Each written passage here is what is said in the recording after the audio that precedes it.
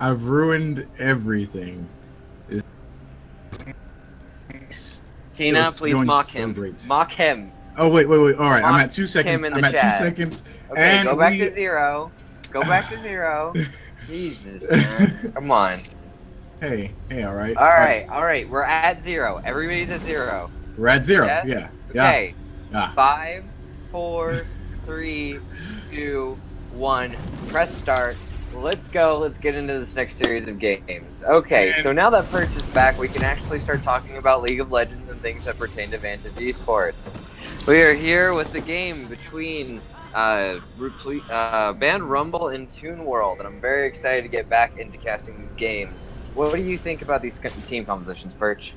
well, I think that I can't say it was much of a mistake that they gave Gelati the Karthus. It is his #1 champion, but we've seen before how sometimes it just doesn't work the way they want it to on Van Rumble. We see the Ziggs. He's going to be an obvious threat for Toon World coming late game. But you know what, Sticks, you should be explaining this because you're the color caster. I'm just the voice and face. Sorry, I thought that I had to take charge of everything. Karthus is a pick that can work in a lot of compositions that want to fight into these AoE, fight in an AoE closed, I cannot talk at the moment. When you fight within closed areas within the map in some of these choke points, Karthus can be a very effective pick moving later into the game, but he takes some time to scale. I'm very excited to see the Ziggs pick come out from Frostbite because I think that it is an extremely strong pick and can definitely heavily influence games. You can just all of a sudden win the game just based off of the power of Satchel Charge taking down towers. I had a game the other night where I literally pushed down all 5 towers in the mid lane and just won the game off of one ace. It's very strong, especially if you can get a little bit fed and your Satchel Charge becomes a little bit stronger than it's supposed to. Both of these compositions seem to be fairly well rounded. They have a decent amount of CC on all fronts, and I think that it's going to really come down to individual play and how the map ends up playing out to see who has the advantage here. And speaking to your point about Ziggs and team comps, really toward Toon World team comp, it seems like more of a when we catch you, we're going to blow you up. You have the Ziggs who has the Mega Inferno Death Bomb, the Amumu when he catches you with the Curse of the Sand Mummy, plus Monster Energy on the Zyra, one of the highest damage dealing supports in the game right now. It's kind of over for whoever they catch. While on the side of Ban Rumble, we see, to your point of AoE damage in fights, Big Bad Red on this Vel'Koz, both he and Karthus love these fights where it's a lot of AoE damage, a lot of clumped up fights where a lot of their damage hits multiple members. And we'll see how that affects team fights. Both of them really team fight oriented teams, unlike our last series, which was more of a split push comp versus a team fighting composition, and a split push comp won just off power alone. I'm excited to see how these two teams stack up in this game 1. And again, we see the Gragas top coming out. Again, I think that it's a very strong pick, but Poppy is still very much viable and a very good counter pick against the sort of engage that Gragas wants to play. When we see a Flash Ignite coming out from Big Bad Red, I don't think it will secure the kill. That will be a summoner and his flash down to try and pressure out Zyra, but she does have health pots available. She will just pop a couple of those and be back in lane, and that could be 2 important sums down for this bot lane of Band Rumble. And we'll see how this affects whether the Amumu will come down for a gank to try and capitalize on it or not. We do see Mayor of Huevos playing toward this bomb side on this Ivern, laying down some deep vision. The Amumu will catch him though, but Mayor of Huevos has more health. He will pop the trigger seed. Dragonite will back him off just by being there. Frostbite roams down to try and help Dragonite farm his jungle, but it looks like Karthus did do a flash, and he's doing them a concern right now, but nothing comes out of it. They just push Dragonite level 99 out of his own jungle. Ivern will steal that Raptor, or at least prep the camp, and things go back to somewhat normality. And a small lesson for everybody out there. Do not use your gap closer and your main abilities to get over to a camp when you know that an Ivern might be there. He will be there with full HP if he is in your jungle, and he will just start poking you with tree branches with a red buff. It is not a fun time. So you just see the bandage toss coming over there on the Raptors, assuming that his farm was completely safe, and almost getting punished. A lot of summoner spells coming out of that little engage there. And we actually even saw Ivern trying to capitalize on the mispositioning of Monster Energy and Revoltrix possibly near that entrance to the lane, but he could not land the Q. He couldn't land the root collar to get the gank off, and he will start roaming up toward his top side, where Tuba down in health to suits, but he's up in farm about 10 CS, 12 CS. Seeing the power of that early game power of that Gragas coming out. Amumu will come down for gank though. He lands the Bandage Toss on the Rixie. Will he go down? Yes, he will. The Torment does finish. First Blood goes over to Revoltrix actually with the Mystic Shot, and he will continue to run. He cannot be in Big Bad Red Vision, otherwise he'd be dead. And Torment though will get Dragonite level 99, the kill onto Vel'Koz. That's 2 kills for this bot lane, and that is really, really good for this Ezreal, a champion known for his mid to late game power. One of the interesting things about Ezreal that needs to be considered is that getting early kills. Oh, and a dive onto Salt here. Salt may go down. I don't think so. Ivern alone, especially now that he does not have red buff, does not have the damage to do so. Poppy could try and pop her. Oh wait, the Trigger Seed does come in, but she does smack him up against the wall of the turret.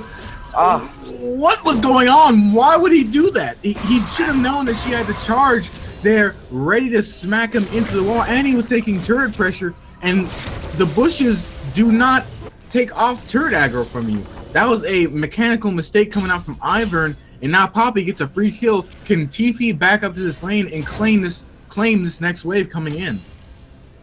Just a big misplay by Mirafuevos there, seeing the low HP Poppy and wanting blood, but in just to verify what I said about the Poppy being a counter into Gragas, there was a much better way to say that, I'm sure.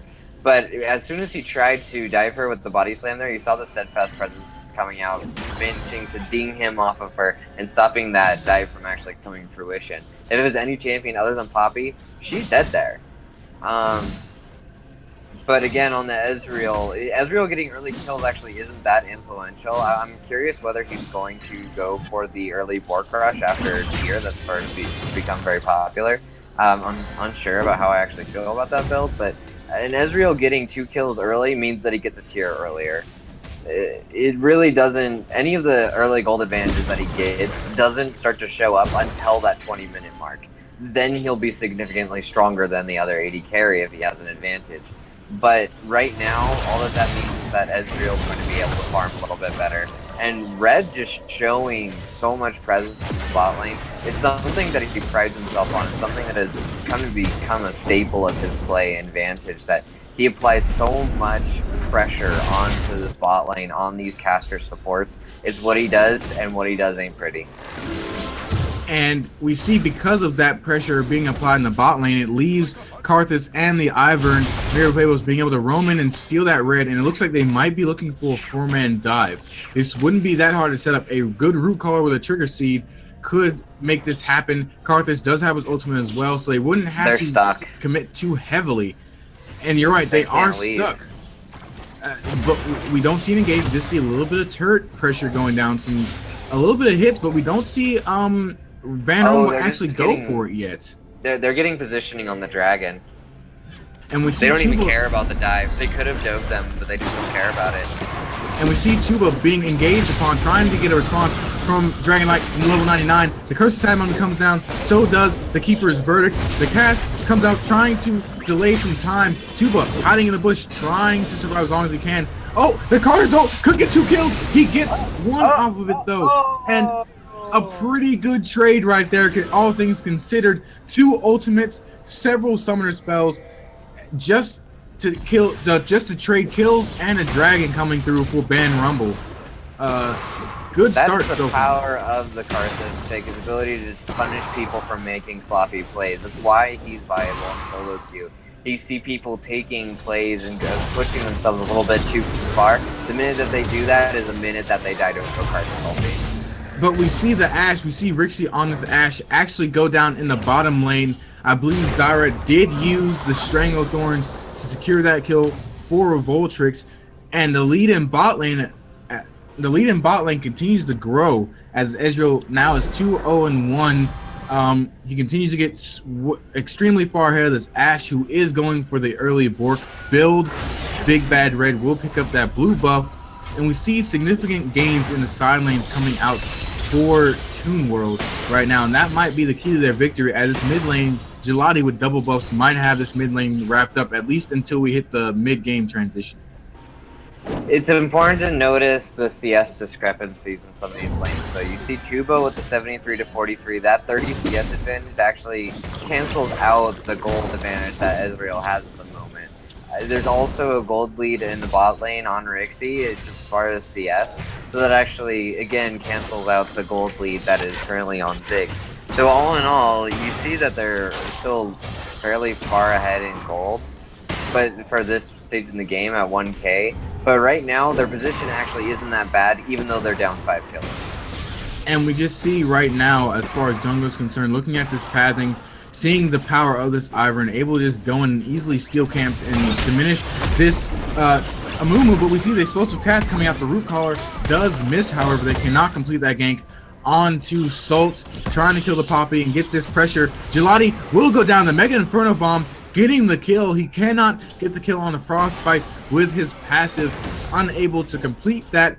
And I was not able to see a lot of that fight. It looked like July just overextending onto this Ziggs and getting hit with too many skill shots. We'll see Dragon level 99. Just a little bit of an overextension. The root collar comes through. The curse of the Sad Mummy comes through as well.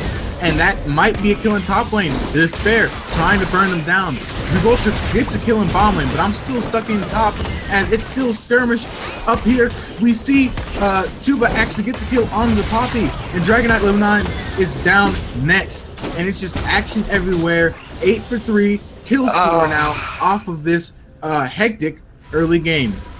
And Ivern is a ridiculously dumb champion. There's no reason that either of them should have survived there. Dragonite had the angle, he had the ulti, just giving him so much effective HP over the course of a fight. He must have gotten off at least 6 or 7 shields during that. It's just ridiculous amount of healing, shielding that comes out of Ivern, and it's only going to get worse as the game goes on.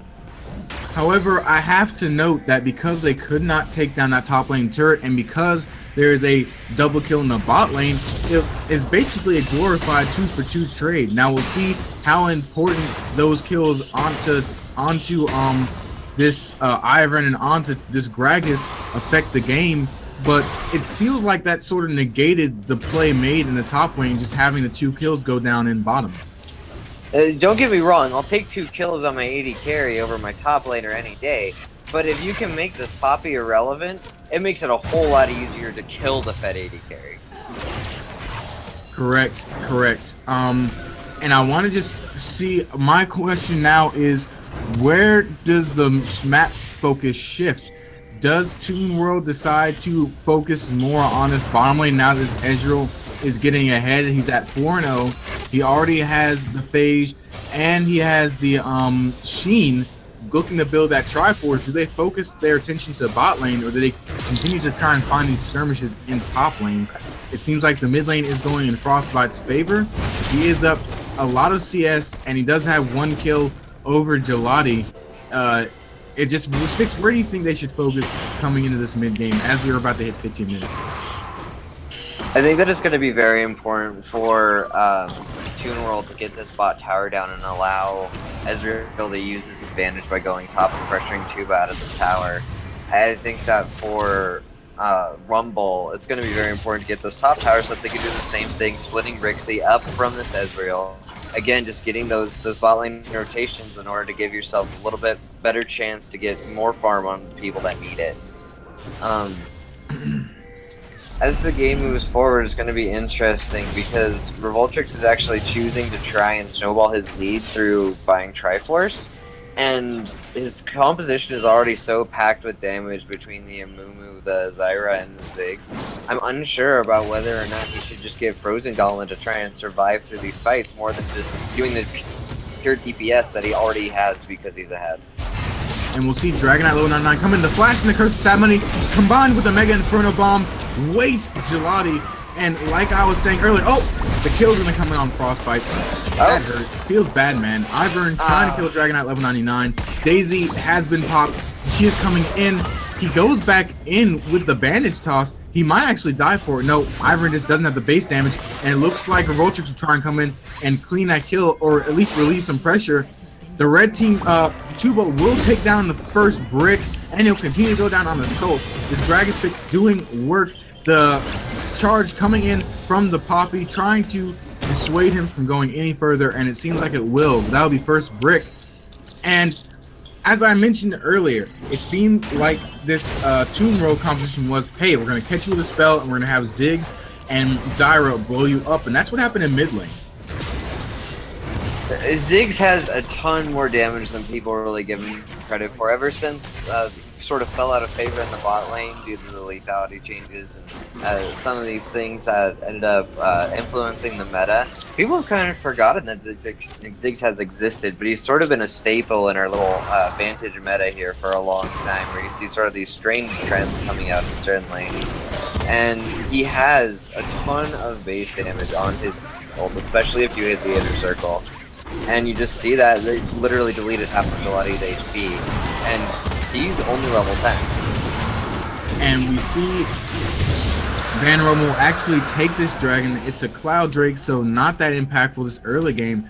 But we're seeing again, the last game we cast of Gelatis, he was on this Karthus, and we see it again, not really having the same effect that he would want it to. Yes, it's comfort pick. Yes, it's arguably his best champion, but in a 5v5 setting, it just doesn't work as well when you just don't have your side lanes winning like you need them to.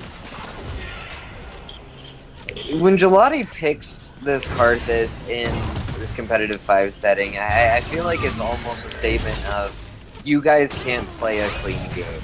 You cannot capitalize on things well enough that I won't be able to punish you with my ulti. And it's sort of, when when it works, when that pick works for him, it's a symptom of unclean games on the enemy team. I don't think that it is overall his current best champion. He doesn't even play it that much in solo queue. I feel like it's almost just a pick of a certain amount of disrespect and hey, we're going to force you into situations that are bad for you and you're not going to know how to react to it.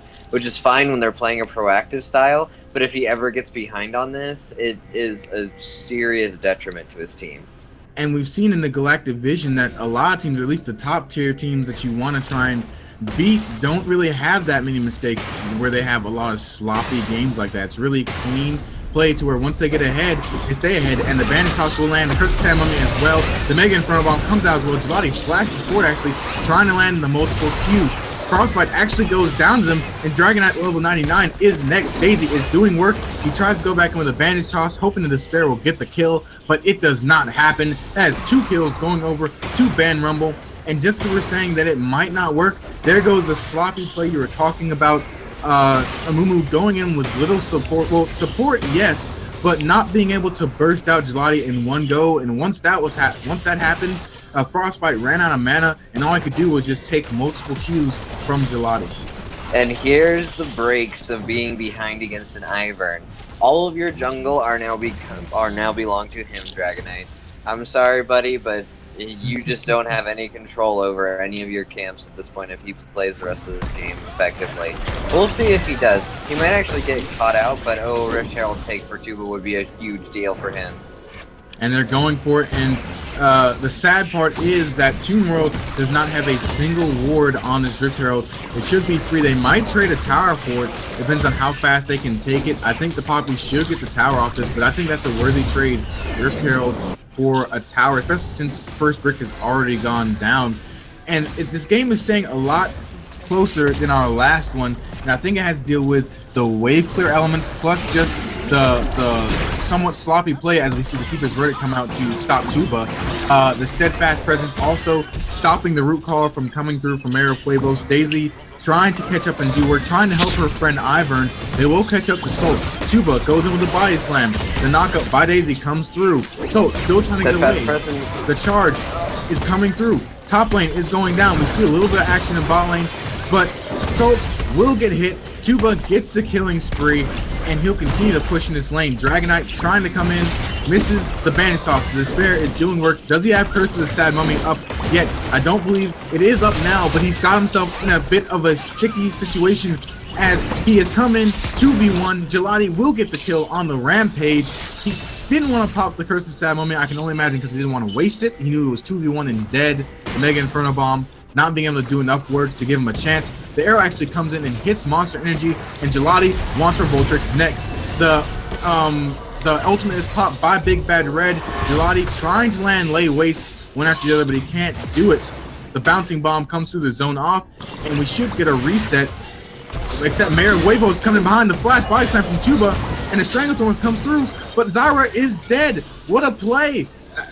Tuba just running through tier 2, not even caring. They said, hey, we want this kill, we want this tower, you're gonna give it to us, and now they have all the pressure for it. They laid deep wards to protect this push. Poppy and Ziggs are the only ones left, but this is a surefire 2v5 dive. The body slam comes through, flash in from Ziggs. Daisy is still doing work. Dragonite level 99 comes in with the bandage toss. The Despair comes down. That should still be turret, however, unless he pops the Curse of Sad Mummy, which he doesn't. The Mega Inferno Bomb goes in the back line, but it misses everybody. He pops the Curse of Sad Mummy to try and get some zoning. Gelati will actually go down to turret damage, however. Salt should be next, and it's a 10-10 score kill differential right now. All even up. The goal lead 3,000, however, in favor of Ban Rumble. The instant flashes out the moment that Gelati dies.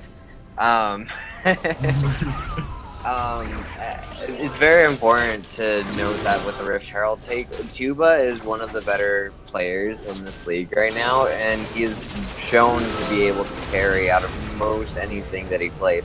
So giving him the Rift Herald and the ability to 1v1 the Poppy and then be able to swing over and make these CC plays like we were hoping that Skullheads was able to do in the last game, it's very, very powerful, especially when you consider the dynamics of the teams that are playing. Now, that was a very good mechanical play by Tuba, but I think that it also has something to say on the rotations that Toon World has been trying to make. They seem to be a little bit behind. They seem to know what they're supposed to be doing, they seem to know where the pressure is going, but they need to be there just 5 or 10 seconds earlier. If Dragonite's top lane and they throw the Mega Inferno Bomb 10 seconds earlier, if they're able to keep Poppy alive, let her get a couple of Courage of the Colossus brought, does she live there? I don't know, but there's a possibility that they're able to turn that with a low damage Ivern and a great tank in Tuba. So, and Infernal Drake will actually go to Ban Rumble. Amumu tried to steal the Infernal Drake, but no dice. Feels bad, man. Sorry, friendo, for interrupting you. But a little bit of action. Infernal Drake going over to Ban Rumble, and now they have an Ocean Drake, Cloud Drake, and Infernal Drake in their pocket, and Infernal Drake will be next. I want you to finish your explanation because it was worthwhile, and then tell me how these Drakes will factor in to Ban Rumble's playstyle and their strategy. Well, I think that as far as the dragons go, it's just going to increase their scaling. They already wanted to continue to scale through this game with the Karthus and the Ashe. Vel'Koz is also very good. Once he hits 4 items, he deals as much damage as a mid laner, which is really ridiculous. But I think that just them getting dragons is sort of icing on top of the cake at this point. It's not really necessary.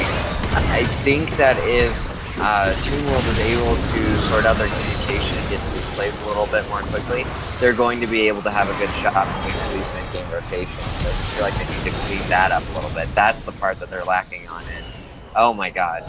Karthus ulti, just half healthing Revoltrix before he even takes damage from anyone else. Yeah, and we saw a skirmish go down there. Poppy was trying to protect the blue, but she couldn't do it.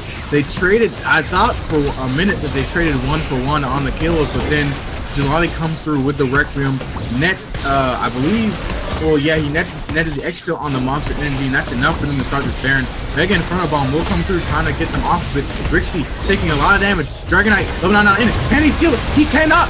The Baron goes to Ban Rumble. Can they get out, however? The TP coming in from Salt. He's stuck in the pit with 3 members, though. I think this was a bad decision, and it was a bad decision. The Vel'Koz ultimate will pop, trying to get the kill, but Salt will barely escape alive, and no dice. The only thing that happens there is a 1-for-0 in favor of Ban Rumble, and they get Baron and because of it. Tuba trying to come in to get the body slam, maybe explosive cast, but he is knocked out by the Keeper's Verdict, saving Revoltrix's life.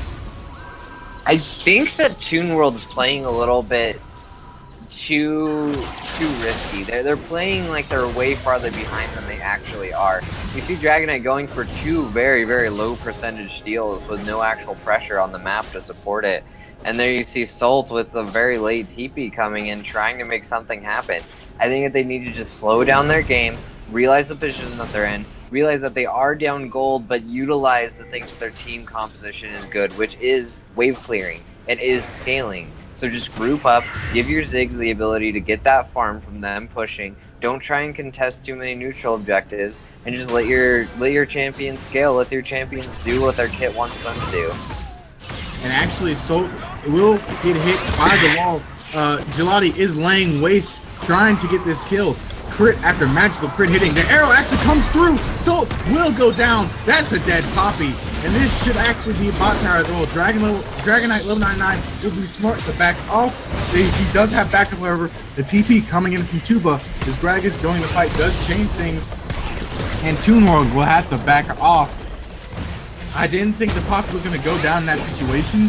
But then the arrow coming out of nowhere nets that kill, and now the push will be on for this inhibitor. They have Daisy, they have Baroned up minions, and they are just trying to find their way into the base. All it takes is one good root caller, maybe even an explosive pass to get them a kill, and then that should be inhibitor.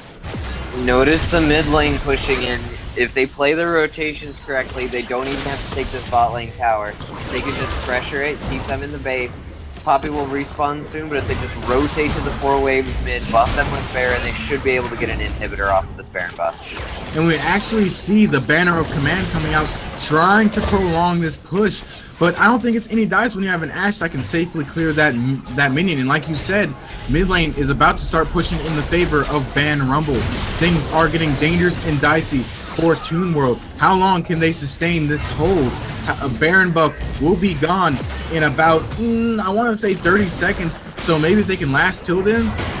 That being said, Baron Rumble's push is not that good. So it's possible that they can do this with the Ziggs wave clear. And it looks like they will do it, as it's going to take another minute for the next wave to come in. It is a cannon minion wave, though. And if Baron Rumble can push them off, the Grasping Roots does land, but nothing comes of it. They don't go for it. The arrow comes in, Revoltrix gets hit. Oh, everything goes down. Curse the Sad Mummy comes out. The Mega Inferno Bomb lands, but that's a double kill for Vel'Koz. They just were stuck in his ultimate. Gelati will go down, but that will trade the Poppy death as well. That is a 4-for-1 in favor of Ban Rumble, and they will take inhibitor because of it. And again, you just see Toon World being just a little bit behind on where they're supposed to be. The Grasping Roots on by Zyra there, hitting two members, that was their engage potential. That was it. It looked like Dragonite just got a little bit of stage fright and didn't want to go in and use his ulti on the free 5-man ulti that he could have flashed onto. They had a shot at that fight. They did. It was there. I want all the people from Toon World to look at that and see that. There was potential for the team fight there. You just need to be decisive on it. The decisive party in that fight was Ban Rumble. And you saw all of their cooldowns come out all at once as they said, go.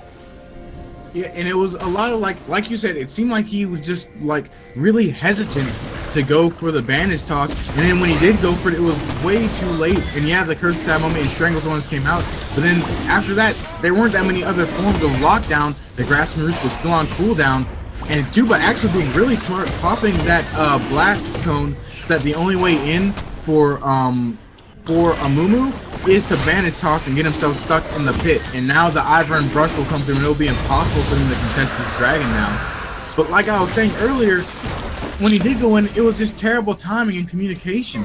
And then once all the cooldowns from Toon World were burned and they didn't get any kills to show for it, then Ban Rumble decided to burn all their cooldowns, and everything landed, everything stuck. The Vel'Koz was able to hit everyone in the back line with his laser, and it was really that Rixie arrow on the Revoltrix that got things started. That was an amazing arrow. And now with 2 Infernal Drakes, a Cloud Drake, and an Ocean Drake, and getting close a little bit over a 10,000 gold lead, Ban Rumble is clearly in the driver's seat for this game.